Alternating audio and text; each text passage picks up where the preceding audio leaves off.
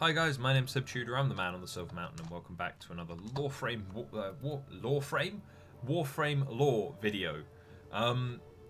So last time we were talking about the imprints, and it gave us a much broader perspective on certain elements of the game's lore.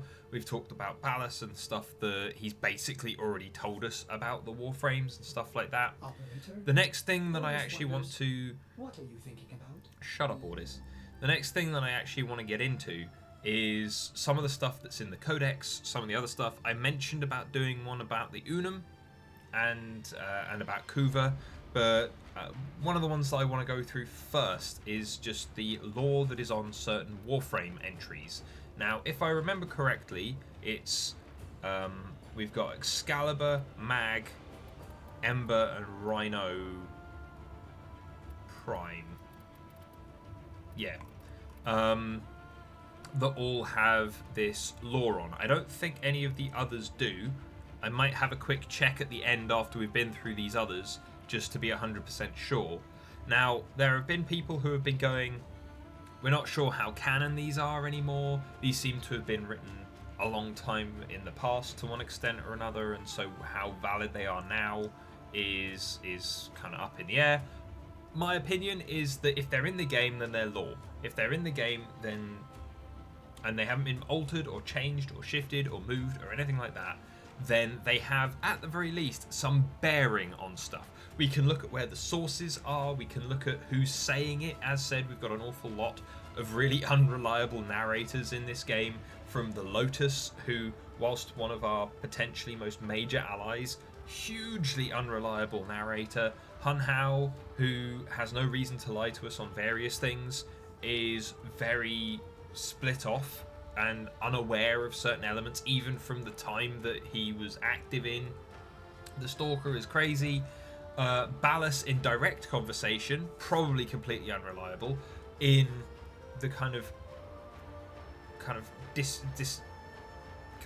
detached, that's the word I'm looking for, the detached conversations that we've been able to analyze from him, probably a bit more reliable. A lot of others just don't know what's going on, and so, you know, we've got this kind of element of it does depend on where the information is coming from as to whether or not there's anything significant to say. So excuse me.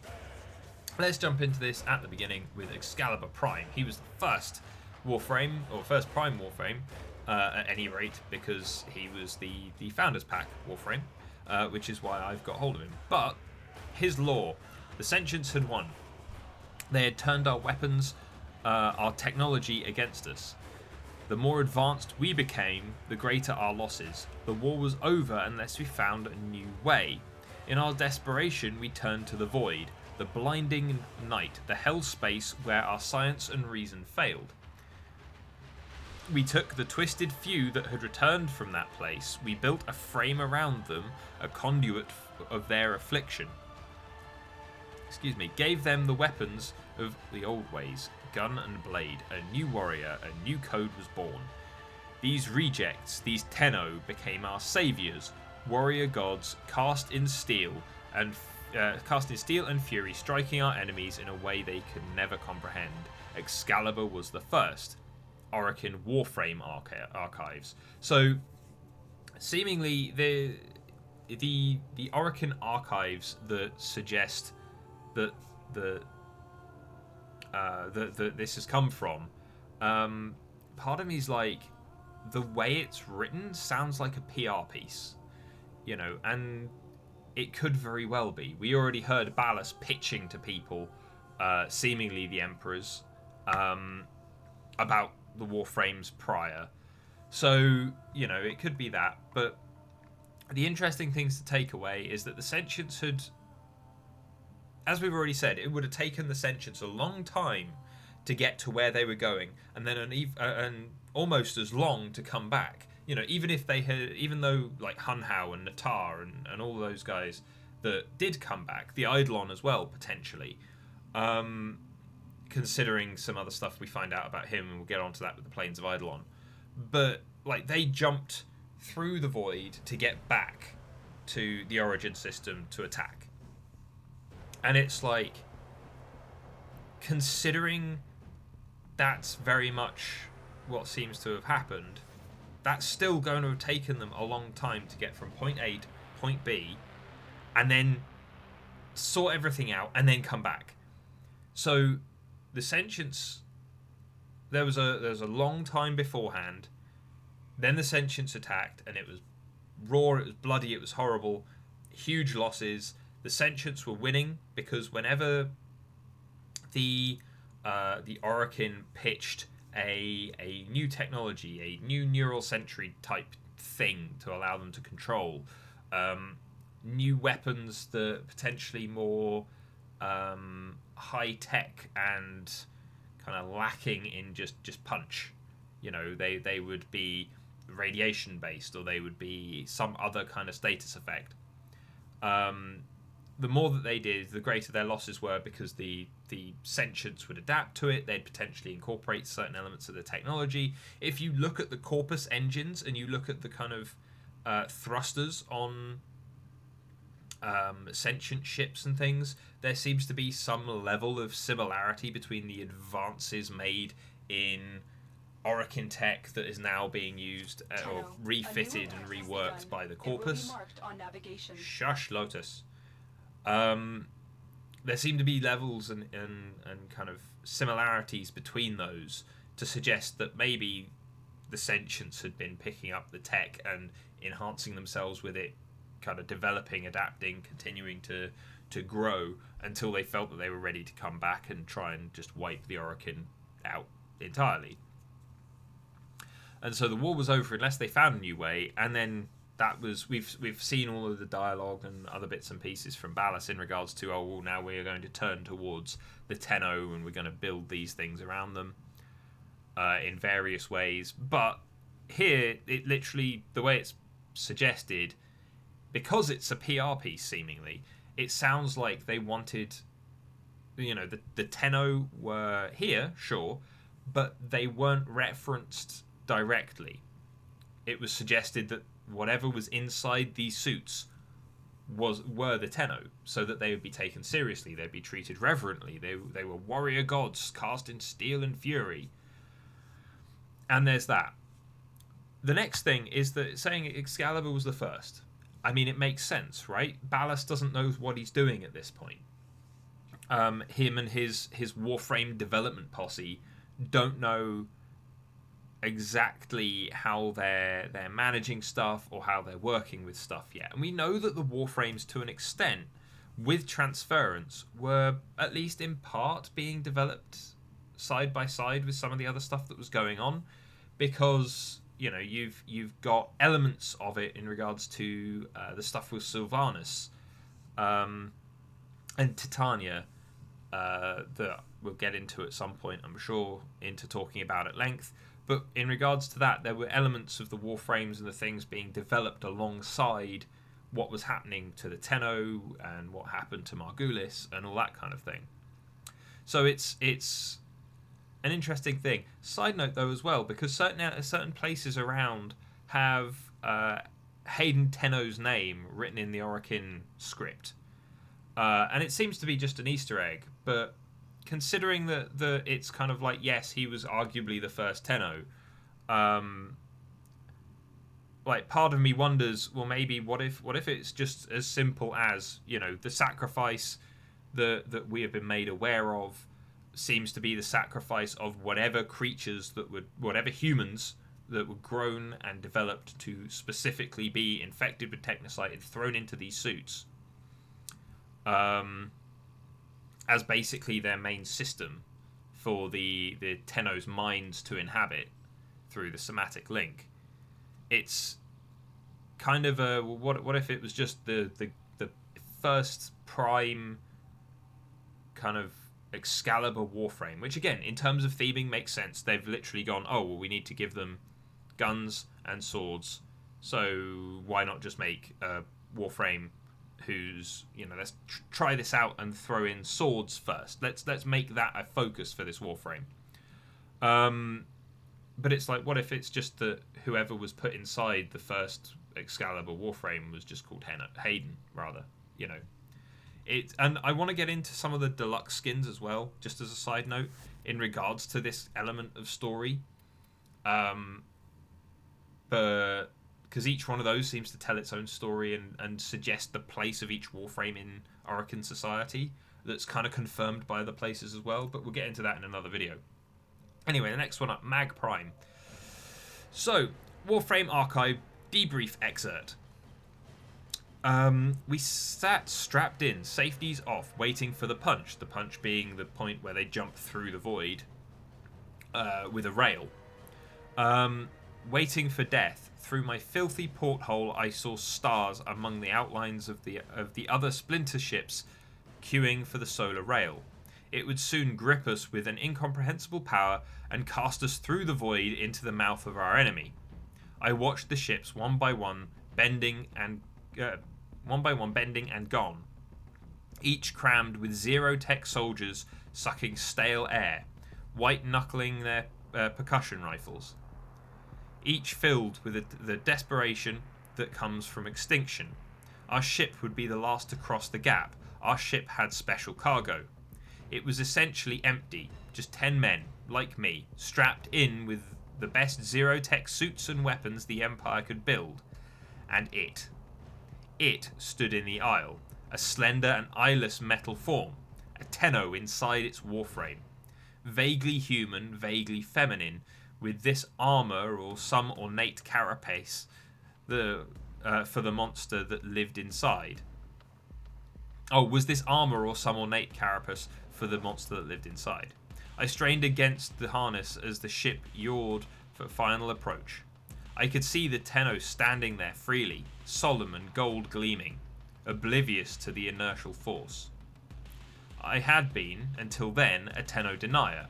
They were ghosts, propaganda, twisted casualties of the Void era. Not possibly real. Yet here it was in the flesh. The Empire, in its desperation, was going to turn the demons loose and hope for the best. Who did we fear more, the enemy or this monster? We had our safeties off. Could we trust it? Then it didn't matter anymore. The punch came, and our windows became blinding. When we could see again, our ship was somewhere else, shattered and dead in an instant. My lungs were flattened, eyes full of death. Ship debris glittered in a night snow. The alien blue star was dark and blinding beyond us. The countless articulating worm ships of our enemy ringed in glowing discs, undulating and heat bursting the surviving soldiers like me. This was where I died. I was caught in our disc, sweeping over my right side and setting my blood on fire. Okay. My vision flattened and hearing muffled and buzzed. I could feel the side of my face going slack and wet. I was in a dying dream. I saw a bright spot blurring and weaving toward me. I felt a tug toward it from the metal clasps on my suit. It reached me, rising up, a gleaming metal beast, a plume of golden wings rising and unfolding behind it. An angel. It snatched me from death. I could feel my lungs fill as it wrapped me in its wings. Its void shield shimmered blue, strained under the enemy beams. I felt a sudden tug of acceleration. I closed my eyes and held on like a child. I awoke on the floor, a sting of crisping flesh on my face and side. It was standing over me, the wings gone. I heard the cracking of weapons echoing down the corridor. Maybe the mission would be saved, but I was dying, and so I waved my hand to send it away. I felt a pistol thrust in my hand as I was heaved to my feet. The angel had saved me, pulled me from hell, but it would not pity me. I was to die on my feet by its side. I turned my good side towards the gunfire and raised the gun. It nodded, its outstretched metal hand surging and pulsing in ancient shapes as blue shimmered around me. It turned, drawing its blade, and together we surged headlong into the hailstorm of death and fire that awaited us. Now, apart from a couple of things here that are a bit dodgy in the way it's written, we learn a lot about direct confrontation between Orokin forces with Tenno against the Sentients. And this one kind of highlights a lot of the later days of the Warframes and the Tenno in active service of the Empire. So, to begin with, we learn that they've got splinter ships. We don't really know what those are, but I think from the name, we can assume that they're ships that potentially detach, separate into lots of different sections or whatever else. We find out that the soldiers there are assumed to be Dax now, considering that Dax are seemingly the soldiery caste. They're all using zero tech suits, so they're using equipment that is as limited in its tech as possible, so that the sentients can't take advantage of it. Percussion rifles, so your simple bog standard kind of blunt force trauma weapon. But where all the other ships were doing one thing or another, you had this one lone Tenno being on this ship. And realise that they point out again that it's slender and it's eyeless. This theme continues to kind of roll around and around and around, that they're these slender to almost an odd extent compared to others, and they don't have eyes, so it's hard to potentially trust them. They're dehumanized in many ways. But then it says Tenno inside its Warframe. So again, the average soldier thinks that this is just a creature, a person in a suit, not what was actually the case. Again, vaguely human, vaguely feminine, suggesting that they were all like this to one extent or another, which again explains why we see that now anyway. But he doesn't know if it's armor or if it's some kind of actual grown carapace. But then, it's again highlighted that Tenno were kind of superhuman. They're being kind of thrown around and straining against their harnesses, but as the ship moves, the Tenno doesn't even seem to realize it's happening.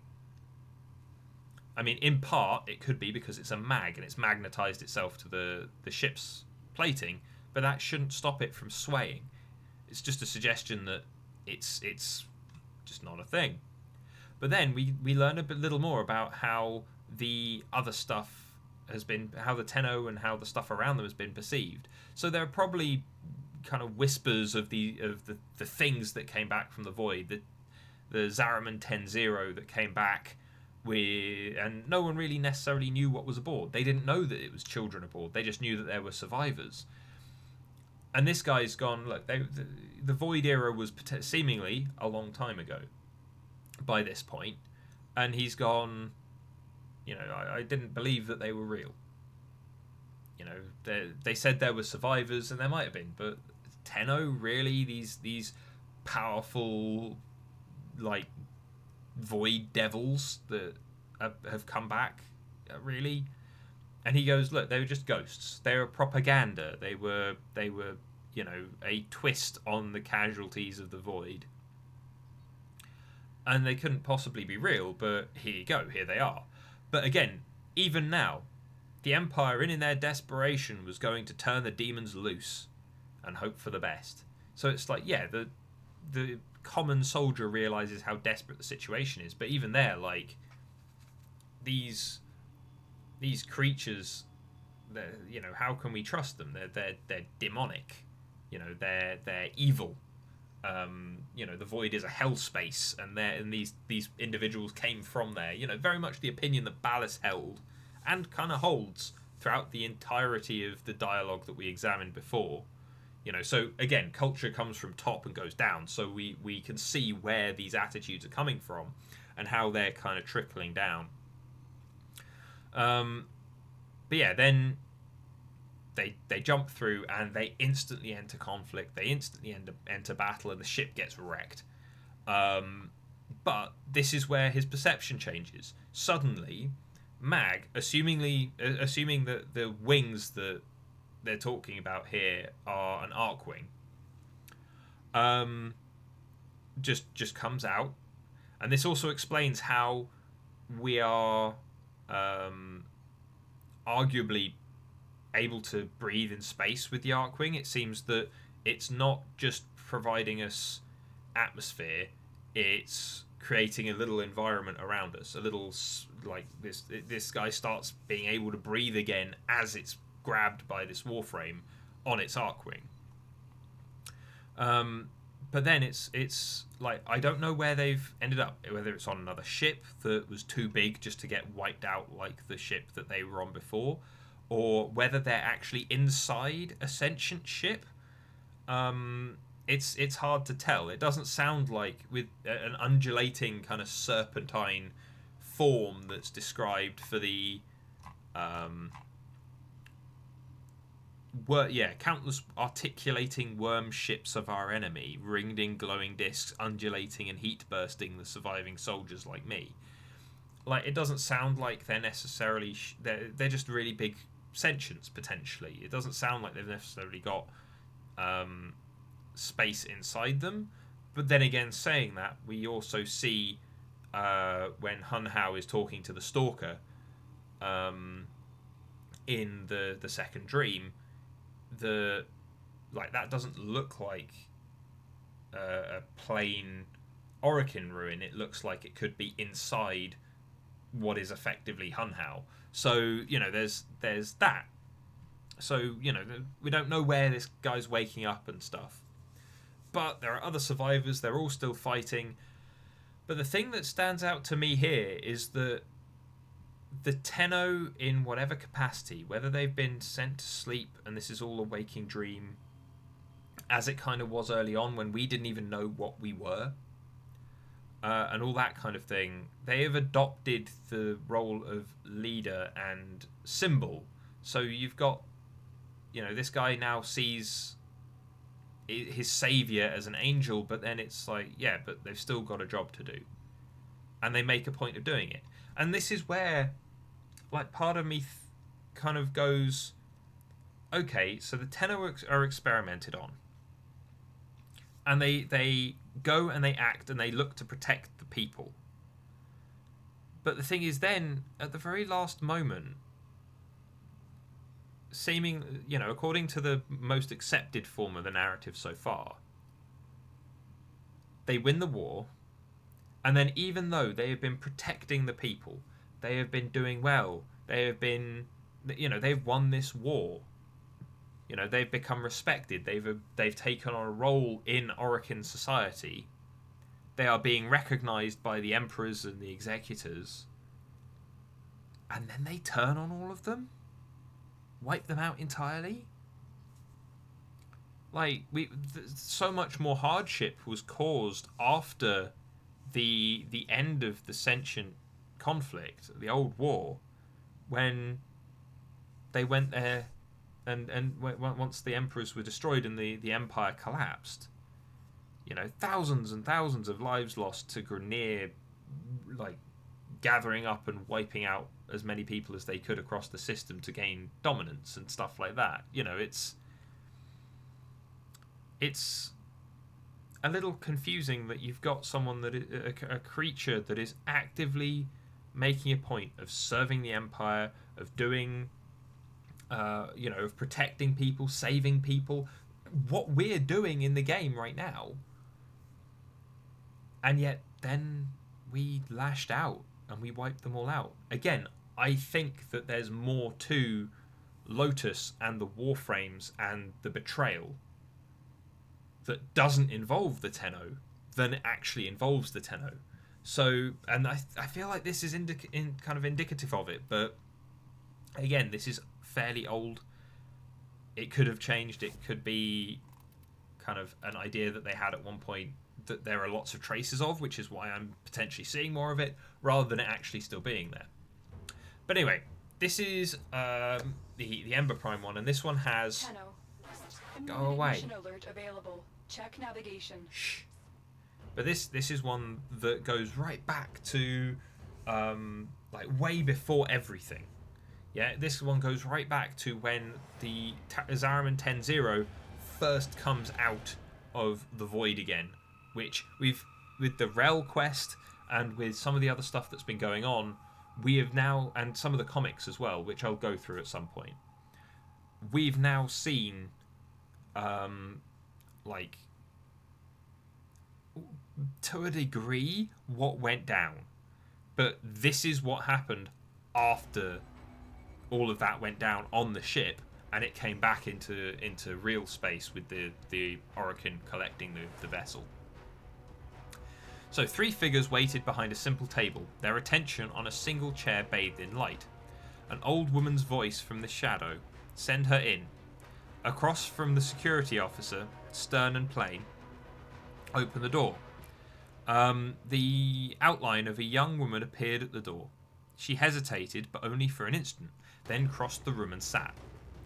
There was a gasp as the light hit her face. Her right eye was bright and blinking, but her left was a greasy slit. Her skin had been burned moon white. Her mouth was a sagging gash without lips or expression. Her military beret was pulled snug over a scarred and hairless scalp. The old voice, "Your name is Colleen." Colleen nodded. "You were the principal investigator of the Zariman." Colleen's voice was a jagged whisper, a rigid face. "Yes." Colleen coughed and straightened. The Zariman was lost making the fold from Saturn to the outer gates. Mechanical failure. I notified families and filed a report with the inspectors. Nothing ever returns from the fold, so I closed the case. But you reopened the case days later. I didn't believe it myself until I stepped aboard the ship. It was completely intact, full environmental, as if it had never left. And the crew was gone? Not exactly, Colleen hesitated. We thought it was empty, but we began to find... Her face twitched at remembered pain. We began to find children hiding in the ship. And that is when you violated procedure. Colleen bowed her head, a tear welling in her sightless eye. They were children, they were afraid, they needed comfort. So you broke quarantine and this happened to you. There was silence as Colleen touched her face. So what have you done with them?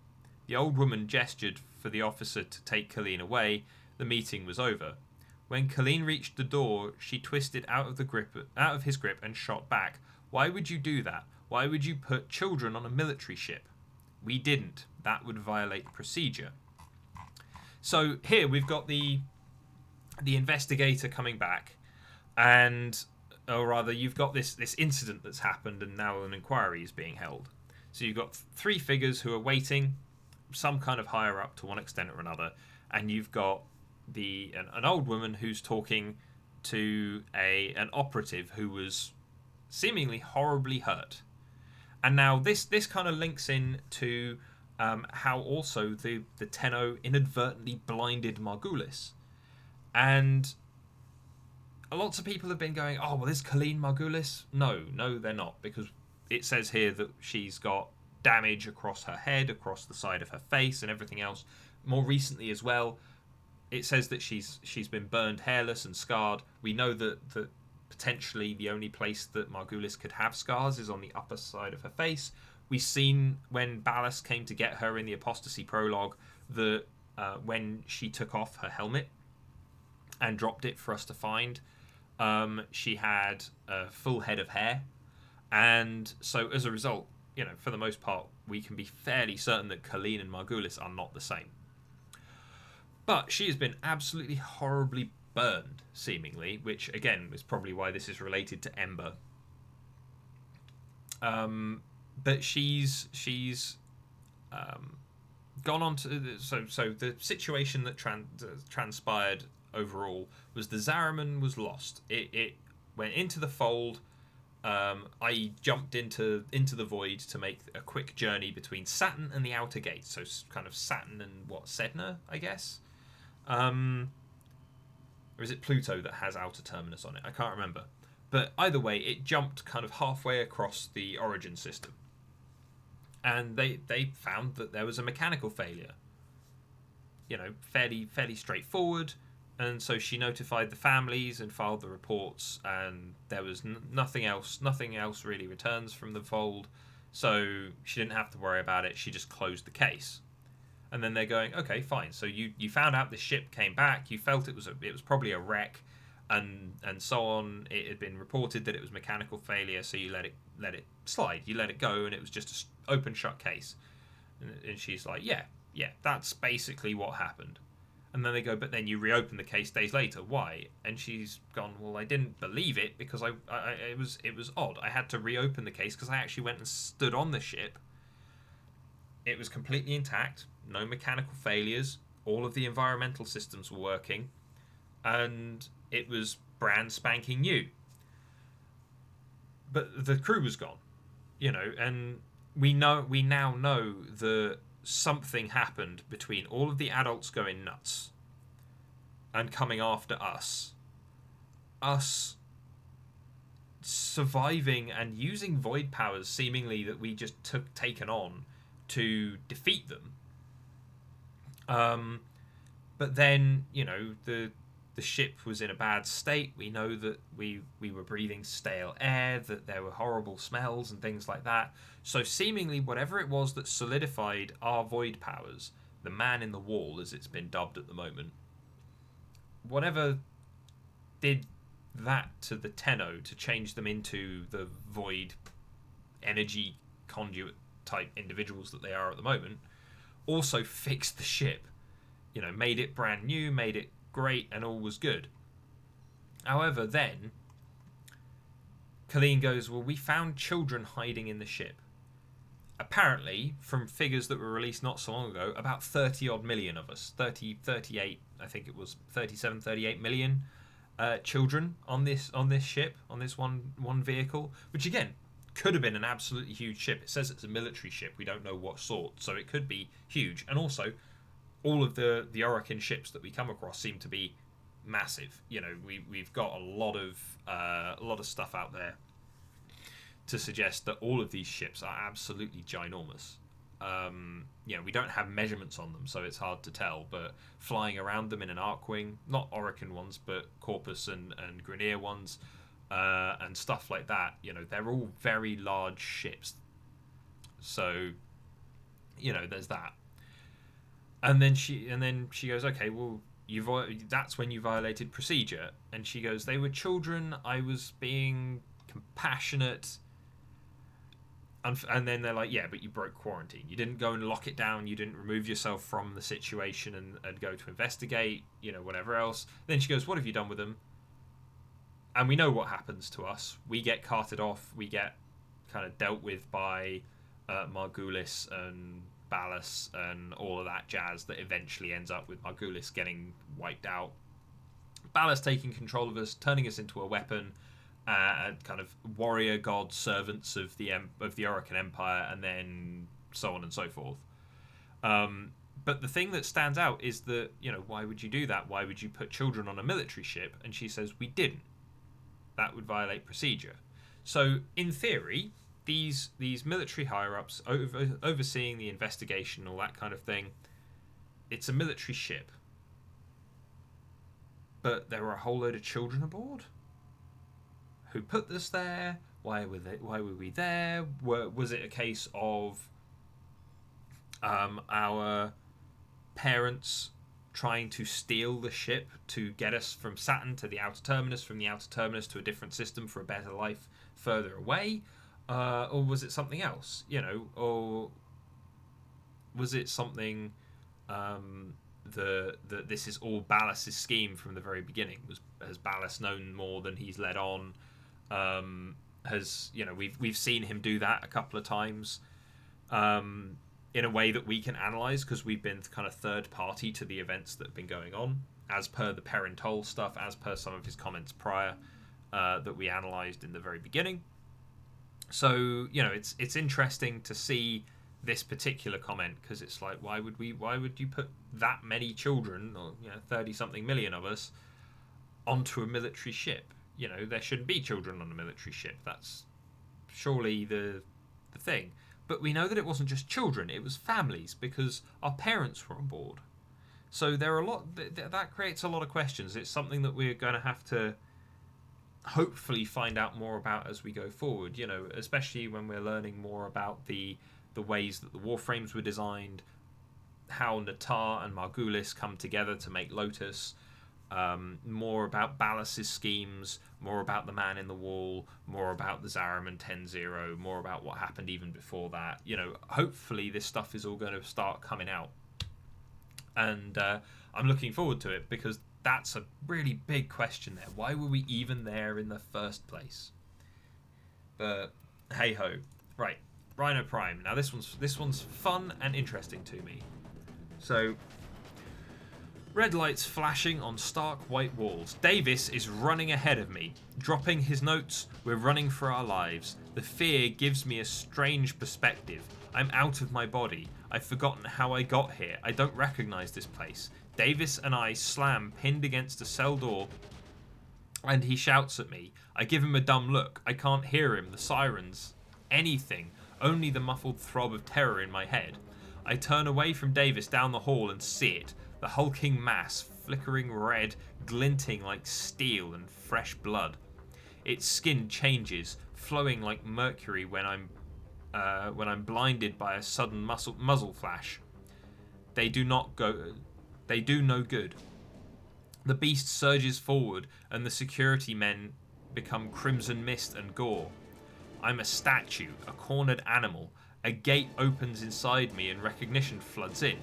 I have seen this monster before. I have cut its shell and eviscerated its brothers. I have given it pain and measured its response. I have crafted then rejected countless like it. But I've never seen this beast so close, without the shield, without restraints. I have never seen it free. I know I will die soon. I just watch with curious acceptance. The beast squats down, shoveling a heap of gore into its mouth. It is watching me with vague eyes, a sense of recognition, ancestral memory. I know it knows who I am and what I've done. It rears up like a bear and roars, shattering the lights and casting us into darkness. I can hear it lumbering towards me, its metal fingers rending the walls, but I know I am dead. I close my eyes and stand ready to pay. I feel a pull on my arm and realise Davis got the cell open. He tugs me into the cell beyond and I fall on my back. I see Davis standing at the open door, waiting as the monster tears towards us. Suddenly, I could live through this, so I shout, Davis, close the goddamn door. But he shakes his head with eyes wide as moons. He shouts, watch, over the roaring and rending metal. Then silence. Davis is panting, laughing. The beast fills the doorway, inches from him, dripping in blood but still without violence. It stands there, looking at its hands. Davis whispers, no one would have believed me. I crawl up the wall to stand opposite the door. I've never seen this cell, a cold place with an array of shelves, a morgue? Where are we, Davis?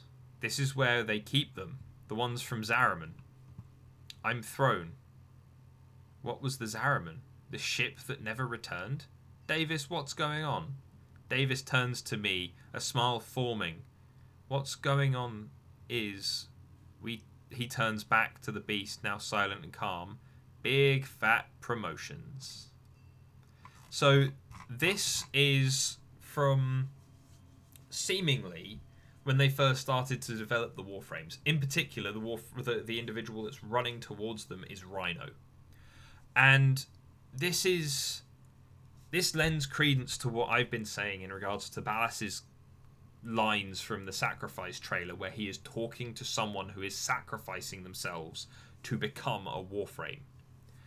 And so here we've got a proto-Warframe, Rhino, or proto-Rhino, being unleashed. And he's got his iron skin, he's charging around. But the thing that kind of gets highlighted to me, there are a couple of things. Firstly, he's just angry. And as they've already said, he's where is it? Yeah, here we go. He's seen this monster before. I have cut its shell and eviscerated its brothers. I have given it pain and measured its response. I have crafted then rejected countless like it, but I've never seen this beast so close without the shield, without restraints. So again, this is part of the process where, again, Ballast was saying that they needed specific hosts. They needed specific hosts for the Technocyte to then be put into the Warframes. And it's kind of fascinating to go, yeah, okay, so they were literally manufacturing them, torturing them, testing them, pushing them to the limits, and then like encasing them in the shells that we see them in as we play with them. But then the next paragraph is even more enlightening. First off, we know that the Technocyte causes you to want to consume. Yeah, the Technocyte wants to just consume other things, bring it into itself, into its kind of hive mind. And here we see this creature, this Technocyte infected beast with its various bits and pieces that is going to make it into a rhino. It's eating. No reason. It just is. But then it watches him with eyes. So initially, in these protoforms, they were human.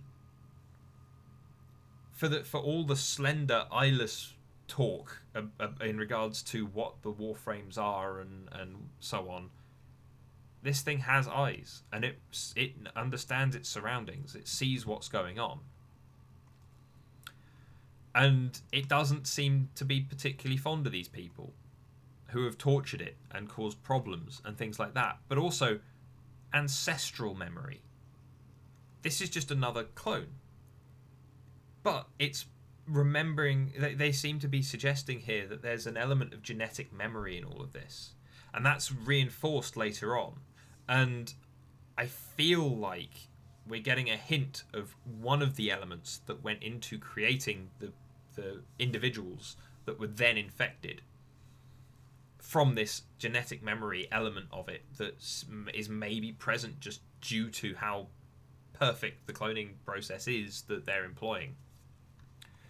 So then, though, he gets pulled inside this cell as this thing charges towards them, and Davis, who's apparently pretty smart, has an idea. And it turns out that when he tugs him inside, and the beast just stops. It doesn't go inside.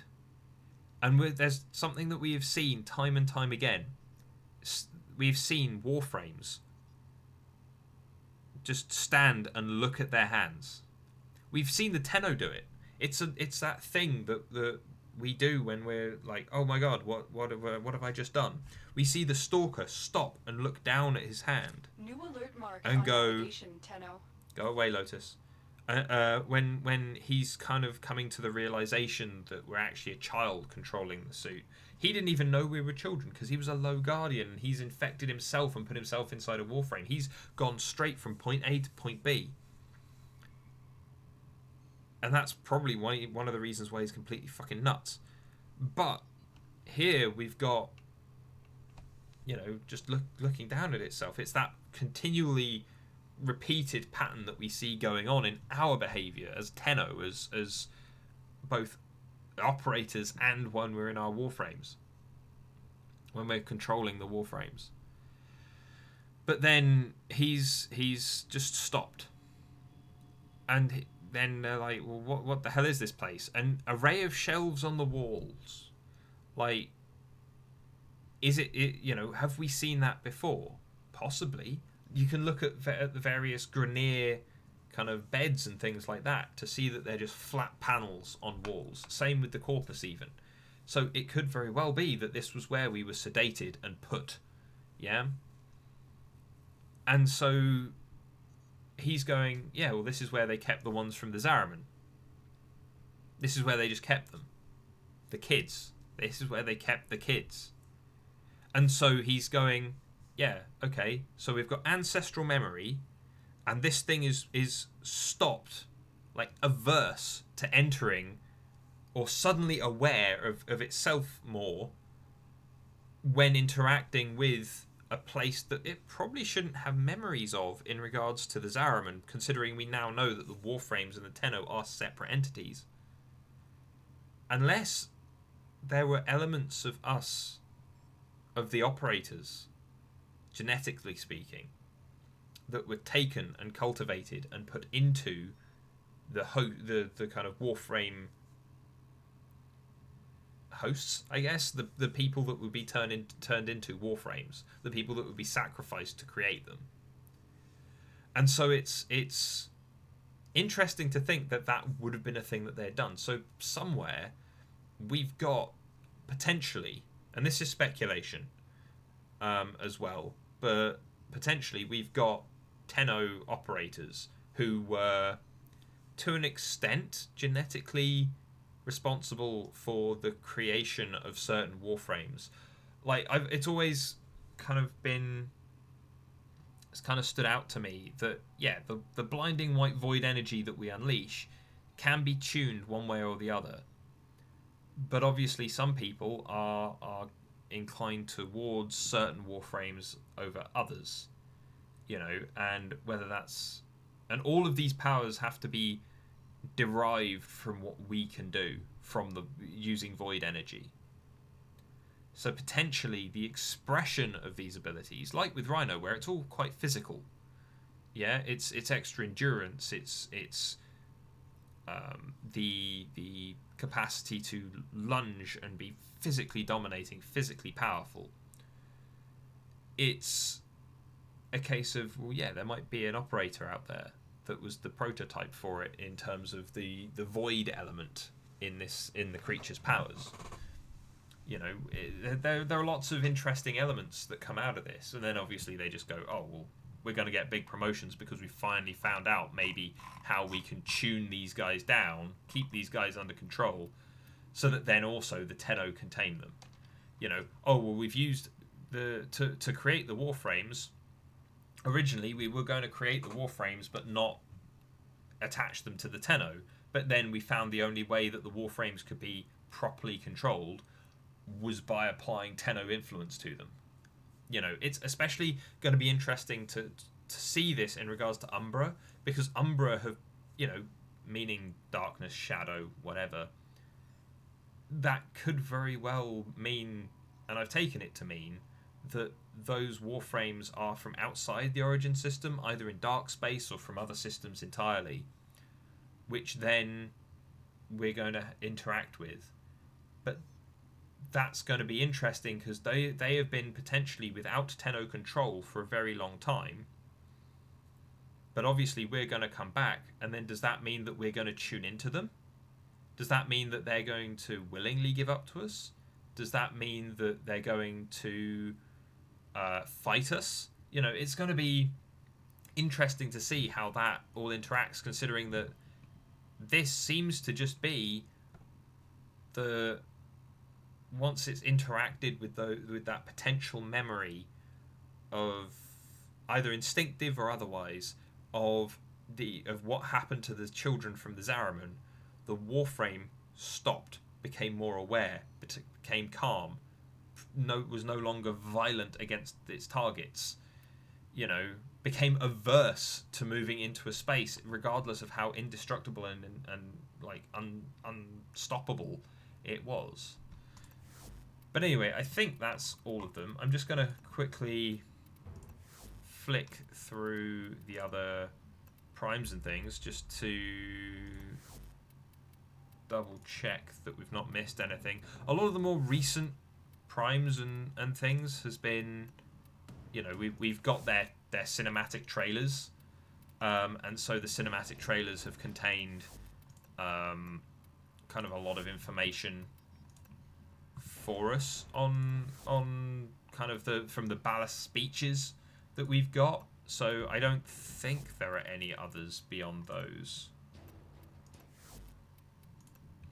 but I'm just double checking to be sure.